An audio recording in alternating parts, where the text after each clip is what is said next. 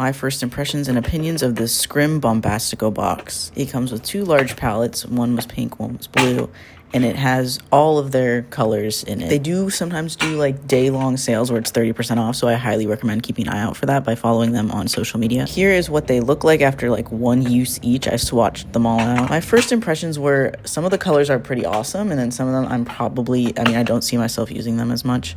But you do get a pretty hefty amount of money off if you buy them all together. And I think I liked most of them. I think it was the actual just base watercolors that I don't really see myself using as much. What I was looking for was the fun effects. So the glow in the dark, the color shifters, and the metallic ones. And most of those honestly are fantastic. Now, something that differs with all of the special effect ones is that you are supposed to activate them first, wait a little bit, and then use them. I did this by using a dropper and just putting a drop of water on each one. And this makes them really creamy, which honestly does kind of give me a little bit of anxiety because it feels like I'm using a lot more paint than I'm used to. But there is a lot of paint in these palettes. I'm just worried I will have 1 or 2 colors that I like a lot, and I will go through them a lot faster than all the rest. Here's what my swatches look like. It's kind of difficult to show you the shine, but I have a much better example later in the video. Essentially, some of them are a lot patchier than others I've noticed, mainly the ones on the left side box on the far right. One thing I do wish they did was label which paints are from which sets, because I have no idea on how to recommend these separately.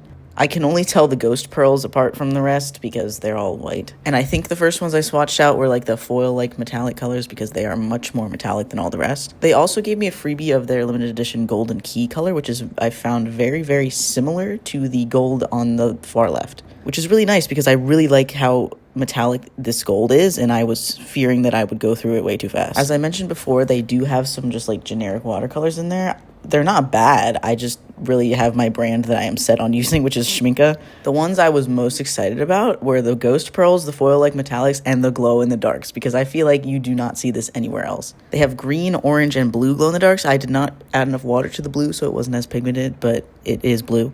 I've really been enjoying using the golds for backgrounds and outlines and just little accents that you can't really see in normal lighting, but when you turn it to the sunlight, it's very obvious. And again, these are like very similar to, in my opinion, gold foil. Like if you add multiple layers, they will get very, very pigmented and hard to tell the difference. I also really like the Ghost Pearls, which are all on the surface like clear or white, but when they're in different lighting, they are different colors. Here is an example of that. You can barely see it in certain lighting, but then it kind of reveals itself, which is really cool. I was wondering how other brands would compare to the shininess of these. So this is a Schminke golden pan that I picked up a really long time ago and haven't really used. And I didn't really use this because honestly, it's not nearly as shiny as these in the light. It kind of looks the same in both lighting. It's not really that sparkly. As you can see, it doesn't really reveal much more sparkle in the light. It's a little bit more similar to the top right one, but in person, they really do not look all that similar. I was also wondering how they would perform on a black background, so I did a layer of the black watercolor that came with the Skrim box 2C. I did notice this watercolor on the base picking up quite a bit on the Schminke paint, but that might have just been user error. They're a little bit of different colors too, but you can still kind of see there's really not as much sparkle on the Schminke one. And here's a good example of how everything looks in the light. You can really see the Ghost Pearls kind of start to show their actual color here, which I think is just such a cool effect.